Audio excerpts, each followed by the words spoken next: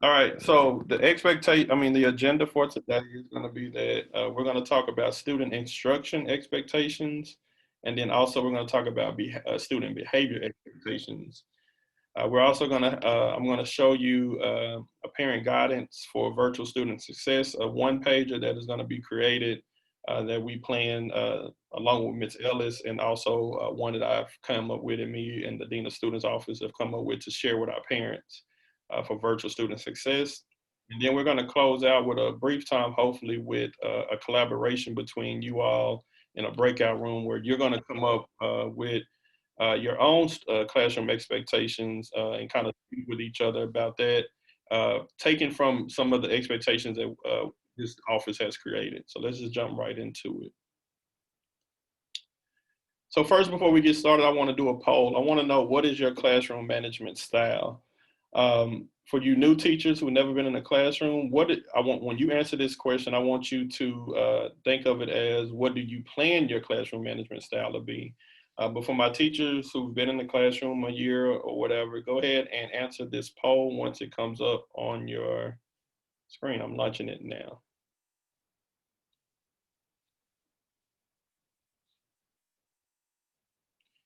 So as you're looking, authoritative, it sets that means you set and enforce a clear and consistent behavior expectations. Uh, if so, that's basically, you set those expectations, you see them through, you hold students accountable. Authoritarian. Oh wait, is that right? Yeah, authoritarian is wants to control almost every aspect of the classroom. Indulgent, you undermine a positive classroom environment by encouraging misbehaviors or chaos in the classroom, something that you probably don't want to be. And permissive, you give students much freedom, but you lack any structure that is conducive to learning. And then also, if you don't know, that's totally fine as well. One thing that Ms. Politos had mentioned, she wanted me to add that there, or if you would like assistance with classroom management, because we know that some people you may need that, and that's good, and we can most definitely help. No one can see these answers except me and Ms. Polito, so we won't be sharing that. So go ahead and be free and honest with yourself. So we're going to leave this open about 15 more seconds, and then we're going to close it out.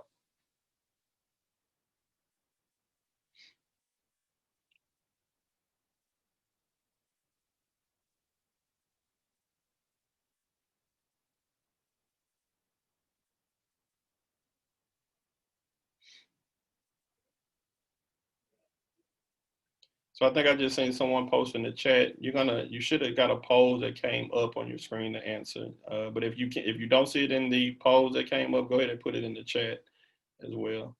All right, Ms. Smith, I see you got it. Thank you. All right, 5 more seconds.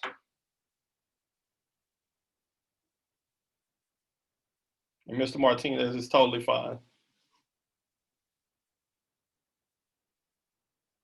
All right. So we have, as you can see here, I'm going to go ahead and share these results just so you can see on your screen that we have 81% are basically stating that they're authoritative in their classroom management. Like I say, this was just 4 choices. So whatever those four, if you didn't have one, you didn't have to answer, or you could have just put, I don't know, or you need some assistance. But also, I think when I was in the classroom, I was more of the authoritative also. Just want to set and enforce clear, consistent behavior expectations in that regard. So thank you all for participating in that poll. So we're going to continue on. So let's get into our student instruction expectations. So the student instruction, this is just basically dealing with instruction, no behavior, so to say. And I just want to talk about what the student instruction expectation is. And please remember, again, that this is not the mandatory expectations. This is just something for you to build upon, but this is something that the campus, we as an administrative team have kind of agreed upon, that these are at least the groundwork, the cornerstone of your classroom virtual student expectations. So first, we want to have that students are basically, for their instruction, they're going to log into Google Classroom on time for your and they're going to, and this is coming, speaking to the students directly. So you log into Google Classroom on time for your teacher directions and instructions at the start of each week and schedule period. We want the students to keep track of their assignment progress and due dates. So the interactive journal, or however they do that, that'll be perfect. They're going to follow their distance learning schedule, which is, like Mr. Boland just said, our Bell schedule, like the virtual Bell schedule, and also their actual classroom instruction schedule. And then they are expected to be fully engaged in a full day of 360 minutes of instruction. And as we kind of said a little earlier, that 360 minutes of instruction for you as a teacher is not always going to be straight guided. They're just going to be fully engaged if it's videos, if it's a pre-recorded lesson, if it's a Zoom meeting, things like that. 360 minutes, a full day. We want them to write down or accept invitation dates for live sessions and follow this campus's Zoom conduct policy. One thing that I will mention to you as teachers, it is going to be good for you all to send out invitation dates for Zoom meetings or whatever meeting you're using, Teams, Google Meets, things like that. You want to send that out to the students so they can be placed on their calendar. And then we also want them to communicate with their teachers and inform the teachers when they're having issues. So the completion of their work and engagement during guided instruction is evidence of attendance. That's one way. Grades will be determined by the very online assessments and submissions. Teachers will provide clear details on how individual assignments will be graded. So that's going to be on your end, but that's where the attendance comes in. That's how their grades are going to be projected for them. Let's talk about their behavior, students' behavior expectations. So we want students, when they're coming into these Zoom meetings, Microsoft Teams, whatever your platform you're using, we want them to mute themselves when they're not speaking. This will help with the background noise and outside distractions. We want to maintain them to maintain a school appropriate behavior, even though they're at home. So that's basically like with their dress code. They don't have uniforms, but they should make sure that they're in a proper attire as they're presenting themselves and not engaging in activities that are not school appropriate. Remove distractions by going where there's less background noise and turning off their phone or placing it on silent while they're in the classroom. Using tools such as raise your hand in the chat feature when they want to communicate to the teacher or class.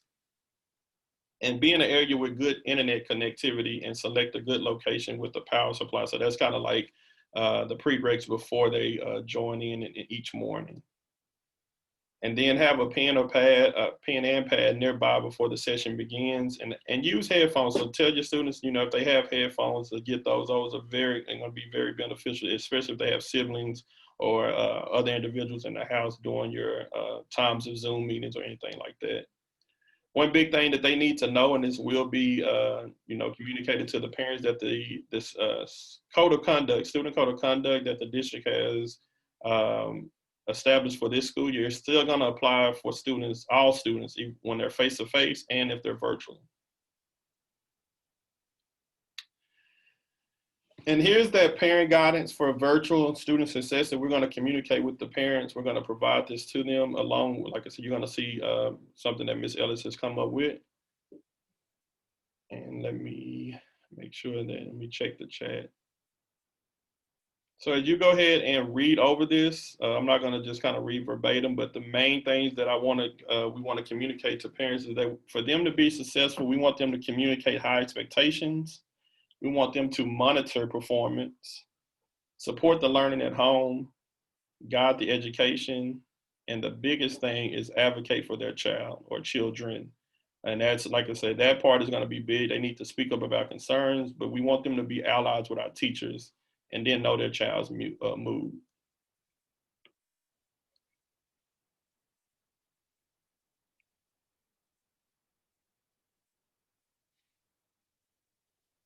All right, looks like the chat, let's see. So if you got any questions so far as we moving through, unmute yourself. But like I said, this is more just information for you to build upon. That's what you're about to do when you break out to these breakout rooms. So you're going to basically be building up on your own student expectations, just taking some information from here. So if you got any questions, I'll leave it open for about 30 more seconds. Unmute yourself so far.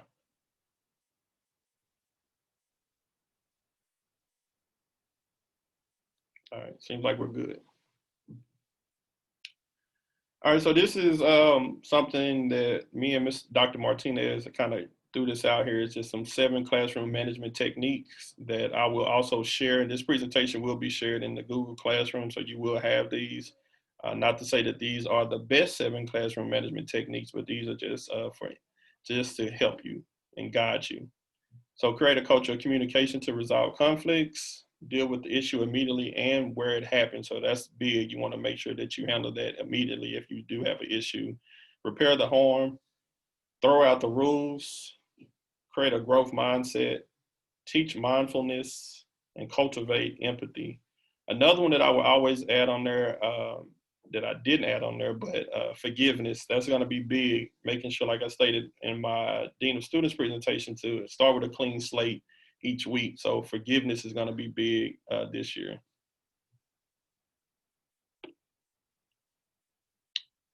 All right, so this is what we're going to do.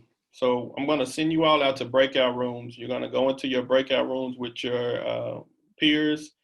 And what you're going to do is just kind of reflect on the campus expectations that have been presented to you so far. I want you to collaborate with staff members on setting virtual student expectations for you in your classrooms. Like I said, nobody has the perfect expectations, but if we can all center around a core, I think we'll be, that's a great starting place. So you new teachers, this will be very beneficial to you. So as you hear, but also, speak out as well.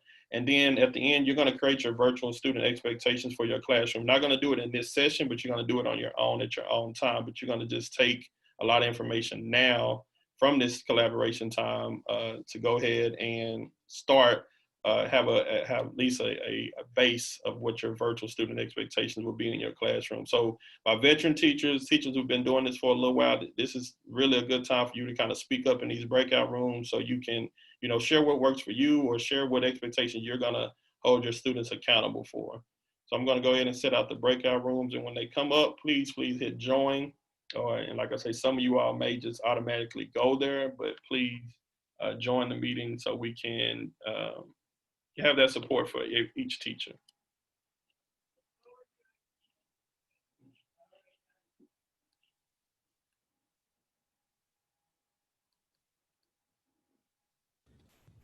Mr. Du Bois. Yes. You can also in the settings change that where it automatically sends them over there without asking them to join. Yeah, I got you. Thank you. You're the best.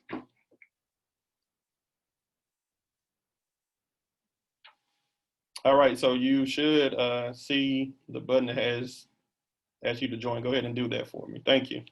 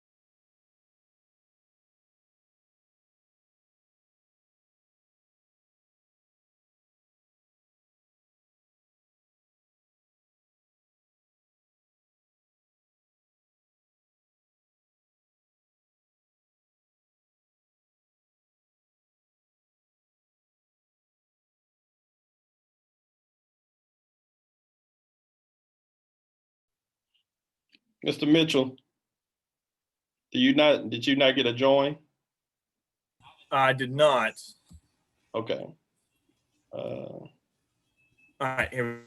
I was in group 2, but I got kicked out. Oh, you're in group 2? Yeah. All right, I'll move you back. Okay. Thank you.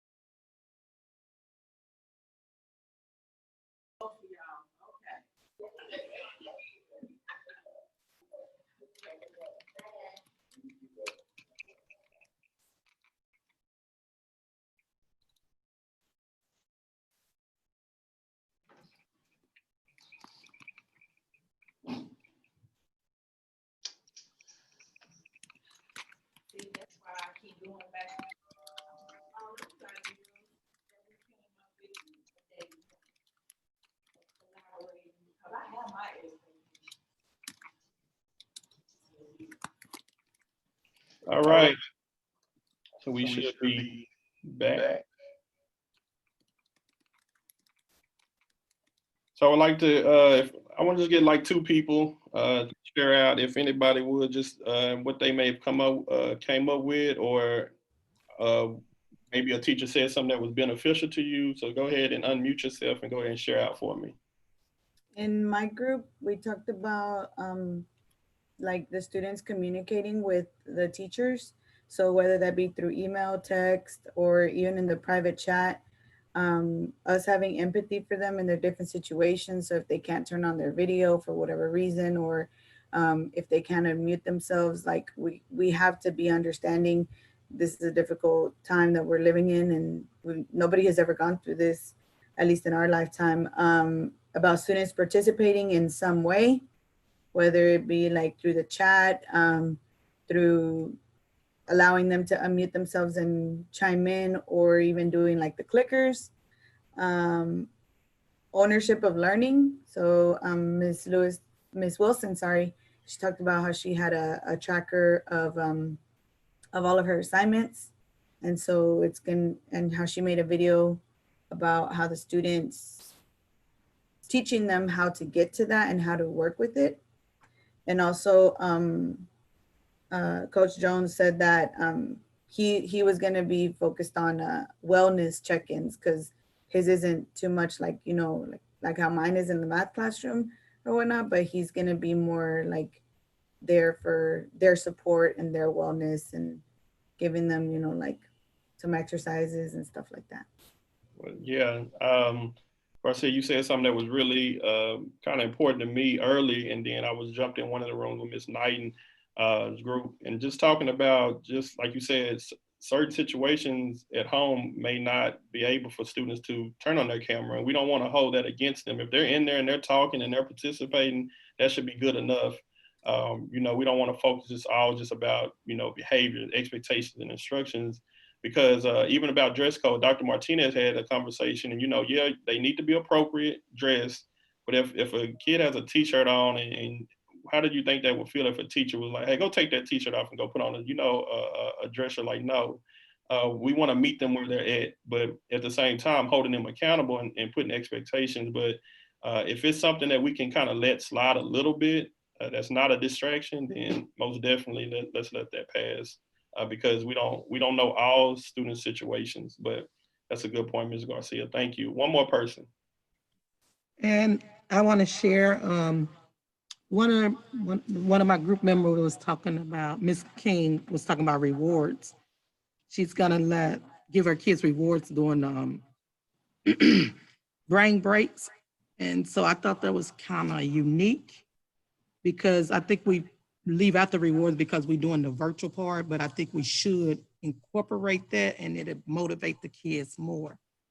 And one of the ideas we thought about is let the kids do a video, and they have to be school appropriate. They can't be unschool appropriate, and they can have a 1 minute of fame or something.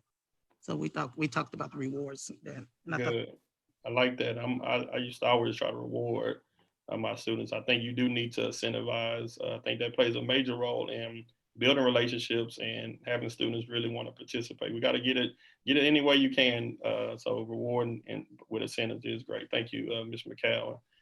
All right, we're going to go ahead and continue through. I just wanted just to show you a few things. Mr. Boland just showed you all this, but this is the 2020 virtual, keyword virtual bell schedule. At the bottom, you got it in email also, but just some main things. We will all take lunch at the same time, so that lunch hours at 11:28 to 12:32. And then the passing periods, even though, you know, first period ends at 9:05, second ends at 9:09, that is for you all as teachers and students, you know, to do whatever you need to do before that next class period starts. Those double block periods, you know, you may want to think about maybe doing a in the moment, like a little break also. But this will change when students return to campus. So just remember that this is only for virtual, like Dr. Martinez said.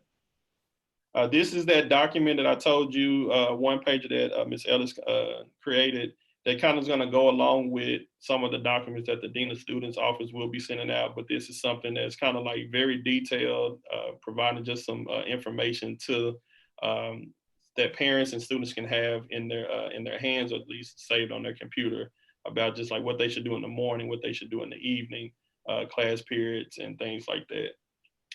And then I'm not going to open up for Q&A at this time just because I know it's lunchtime, but if you do have any questions regarding this, please reach out to me. But hopefully that collaboration time was very impactful for you all to at least get a groundwork of what your student expectations virtually will be. So it is 12:06. It's going, so I'm gonna be generous. I'm not like all the other administrators. We'll just say we'll come back to start our next session at 1:10. So you get about an hour and 4 minutes. So if you want to stay on with me, if you got any other questions before, I'll be here. But thank you all again. Make sure you signed in to the agenda, and y'all have a great lunch. We'll see you all in about an hour. Thank you. Hey, boy, so I do have a question for you. Sorry. You mentioned Teams a couple of times in your presentation. What's the direction for Martinez? Are we straight up not allowed to use it, or can we use it? What's the verdict? So now the campus is going to use Google Classroom as a platform for sending out, your instructions and things like that. Mhm. I will check with him, but most definitely the district has stated that that is a medium that we can use. We can use Zoom and Microsoft Teams in regards to like those sessions, live sessions. So I will clarify that. I'll get, a direct answer, but I will say that that is an option for you. I like Teams. Sometimes, everybody has their choice, but I do like Teams. So if it was me, I would like to use Teams, but you have that option, but I will get that answer for you though. Yeah, okay, I appreciate it. All right.